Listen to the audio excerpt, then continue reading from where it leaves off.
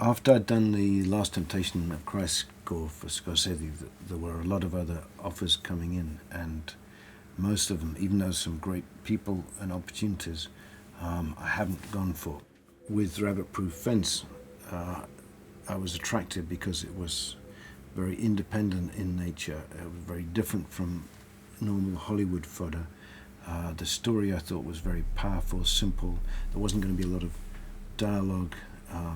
It was these three girls out in the Australian outback and a lot of atmosphere and mood. So music was going to play an important role. I've been lucky enough to work with directors who really respect music and the role that it plays in film, and Phillip was certainly that. I explained to him also at the outset that I was working on my own record and could only take this on if he would be happy to accept me working with two other people, David Rhodes, who I've known and worked with for many years, and Richard Evans, and they've done a fantastic job in putting this soundtrack together. But I think as a team we've been looking at it from a number of different ways. One was to try and avoid a lot of cliches, to take a sort of palette of sounds that were as naturalistic as possible. And even though there are certain elements that have, say, drums and small elements of guitar, they weren't supposed to be familiar. Something that I learnt in the work with Last Temptation was that you can create a sort of language for the music which suggests, implies things, but doesn't sort of slam references in people's faces. When I first met up with Phillip, one of the ideas I proposed to him was that we build up a lot of the soundtrack from natural sounds that he would have recorded or could have recorded as he was shooting the film, from the areas and the elements that they might have encountered, because I pictured them making this amazing journey along the rabbit-proof fence without a whole lot of man-made noises to distract them. So that it was what the world around them, the natural world, was generating, which would have been their soundtrack. So that was the idea here. And in fact, maybe I can play some examples.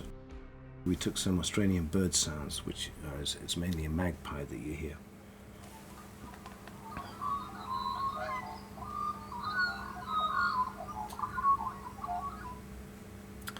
And then that's just what we did with that, was to slow it down to see if we could get a sort of moodier thing that was of that sound, but not exactly that sound. So it becomes this slowed down.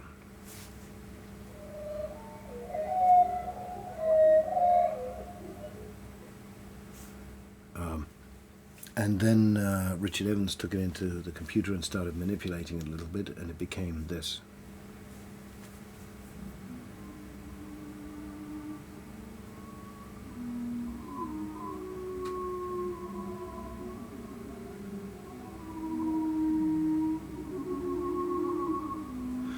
Which is further slowing it down and putting a little more vibrato into it, you can hear. But it's all the time becoming a bit like a sort of, I don't know, blues guitarist on Valium and acid, I think. But it still, you can hear its natural origin. Anyway, we then sync it into the soundtrack, and one of the places we used it is what's called the return, when the kids are coming back home. So there's a big string section around it, but for me it's very evocative.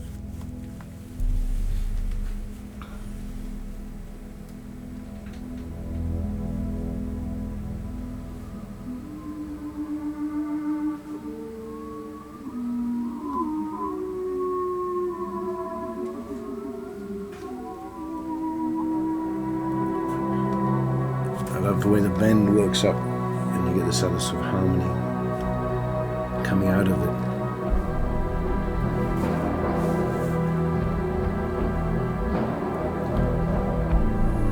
So I think probably that throughout the soundtrack there are quite a few strange noises, and if people listen to those, they'll maybe start realizing that they were generated by wildlife sounds. The story finishes when the girls return home, but you do have then a little postscript which is of the women as they are today, and it's very moving. And we have this piece of music that goes from this sort of emotional return into this chant, and it starts off with Ningali Lawford, who plays Molly's mother, doing these wonderful chants that then start moving around the cinema, and then out of the centre come this great gospel group, the Blind Boys of Alabama, and you have this transition, and although clearly they have absolutely nothing to do with an Australian story, they have a great deal of heart in their music, and it's one of my favourite moments in the score is when it moves from this one world into another.